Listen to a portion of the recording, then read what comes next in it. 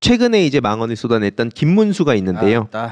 그 일제강점기의 선조의 국적은 일본이었다. 이런 식으로 얘기를 해서 뭐 관련한 비판 기사들이 사실 엄청나게 나오긴 했었습니다. 뭐 최악의 구제불능이란 얘기부터 해서 지금 뭐 김문수 때문에 이제 뭐 민주당 정치인들도 엄청나게 분노를 했었고 뭐 사실 여야 차원의 문제가 아닌데도 불구하고 국힘당이나 뭐 윤석열 정부에서는 사실 이걸 크게 신경 쓰지 않는. 왜 굳이 이런 얘기를 할까요? 이게 도움이 된다고 생각해서 하는 얘기잖아. 뭔가 자기 노기의 빌드업 과정에 있는 거잖아요. 예, 그러니까 우리가 일제강점기 때 국적이 일본도 아니었지만 국적이 일본이면 뭐가 달라지는데? 그러니까 이 사람은 김문수는 우리 국적이 일본이어서 뭐가 달라진다라고 생각해서 주장하기보다는 그러니까 친일 청산이니 친일판이 하는 표현 자체가 의미가 없다는 얘기를 하고자 하는 게 아닐까 싶어요. 네. 그러니까 친일판이 뭐 민족주의니 뭐 이런 구분 자체가 의미가 없다. 우리 다 그냥 어차피 다 일본 국적이었다 우리는. 네, 그러니까 우리는 뭐 다 세계 시민 아니냐? 뭐 다 일본 국민 아니냐? 뭐 다 어차피 일본 국민이었다는 거죠. 그런 식으로 이제 일종의 물타기를 하려는 게 아닌가. 그러니까 친일과 친일 아닌 것을 발라낼 수가 없다. 의미가 없다. 어차피 우리는 다 일본 국적이었고 뭐. 정도 차만 약간 있을 뿐이지 다들 뭐 그 당시에 뭘 할 수 있었겠냐 이런 식의 얘기. 그러니까 의미 없다. 아예 의미 자체를 가질 수 없게 만들려는 전술이 아닌가. 그러니까 이게 몇 가지로 좀 나눠봐야 될 것 같은데 실질적으로 다 누구나 다 뭐 친일을 안 한 사람 있냐라고 하는 이제 논의가 하나 있거든요. 물귀신 작전. 그렇죠. 네. 네.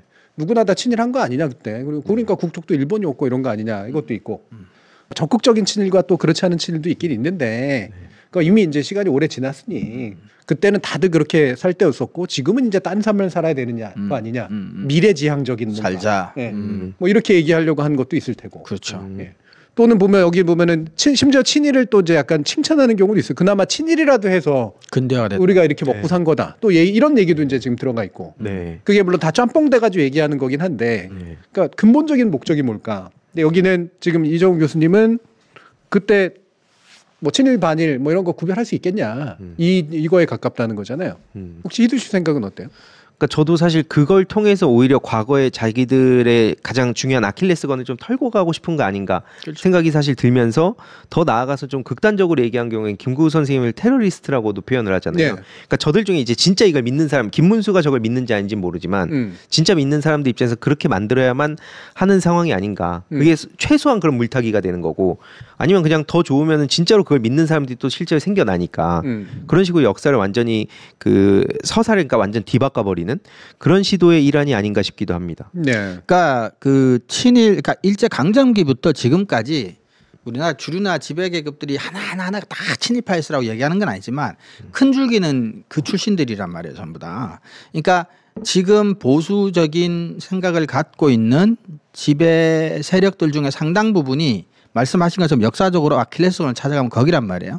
근데 그거를 어떻게 반민특위 해체부터 시작해서 겨우겨우 넘겨 왔단 말이에요. 그러니까 이 얘기를 단순히 그냥 우리 다 그냥 일본 국적이었는데 친일파가 무슨 의미가 있느냐라고 얘기하는 것이 끝나는 게 아니라 그러니까 지금 기득권 자체에 대해서 이제 보호하고 이것에 대해서 과거 역사로 돌아가서 이걸 끊어내면 기둥 저기 탑 맨 밑에 빠지면 전체가 무너지니까 그걸 막기 위해서 하는 얘기라고 저는 이제 보는 거죠. 근데 네. 이제 친일파 의미 없다.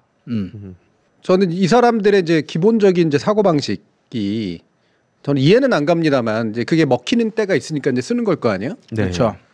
그러니까 제 입장은 이렇거든요. 만약에 내 조상 중에 진짜 친일을 한 사람이 나오면 나는 어떤 입장을 가질까? 예전에 그 민주당 계열의 정치인들 중에 천신정이라고 이제 불렸던 분 중에 신자로 돌아갔던 이제 유명한 중견 정치인이 있었는데 알고 봤더니 이제 조상 중에 친일에 연루됐던 사람들이 이제 있었던 거예요. 우리 연예인들 중에도 이제 그런 경우들이 있었잖아요. 네. 그래가지고 이제 그 당시에 저쪽에서 이제 상당히 많이 공격을 했다고 막 깨끗한 척하더니 말이야. 니들도 보면 안에 다 그 친일 섞여 있는 건지 네. 그러니까 그 다음에 나오는 문제가 중요한데 다 덮자.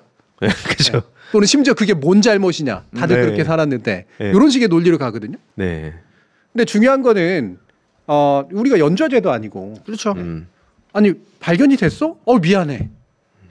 잘못된 일이야. 그리고 혹시라도 그게 나한테 물질적인 이익으로 넘어왔다면 나는 평생 살면서 갚을게. 그렇죠. 네. 뭐 사회에 좀 기부를 하고 환원한다거나. 심지어는 우리 조상 뭐 이렇게 조상이라고 해가지고 치켜 세워줄 필요가 뭐 있나요? 같이 뭐 이렇게 무슨 새끼 붙여가면서 욕할 필요까지 없지만. 그렇죠. 네. 아니 그 부분에 대해서 다 감싸 안고 안으면서 이거 잘못된 일이다. 그리고 이거는 내가 직접 한 일은 아니지만 내 후손으로서 사죄드린다. 이렇게 말하는 게 어렵나? 그러니까 사실 저도 개인적으로 보면은 그렇게 가야 할 것 같은데 약간 그 전두환 그 손자였나요? 네. 광주 가가지고 울면서 그러니까 그런 식으로 혼자 사과하면 그렇게 완전 버림받으니까 일종의 그 기득권 카르텔 안에서 좀 뭔가 이제 내쳐지지 않기 위해서 계속 발악하는 거 아닌가 싶기도 하고. 그리고 저는 그게 친일의 직접적인 결과든 간접적인 결과든 조상이 친일해서 지금 갖게 된 권력과 부의 크기가 너무 크면 또 그렇게도 못할 거라는 생각을 하게 될 수도 있을 것 같아요. 옹호한다는 게 아니라. 저도 비슷한 뭐 우리 집안 얘기 좀 그렇지만 그러니까 별것 집안에 친일파 있어요? 있는 줄 알았어. 식겁을 한번 했어요. 할머니께서 오래전에 돌아가셨는데 돌아가시기 전에 무슨 이제 저 명절에 뭐지 얘기하는데 할머니가 뭐 오사카에 계신 얘기를 하는 거예요. 저는 그때 이제 초등학생이었는데 저는 그것만으로도 왜 할머니가 일제시대 때 왜 오사카에 있었지?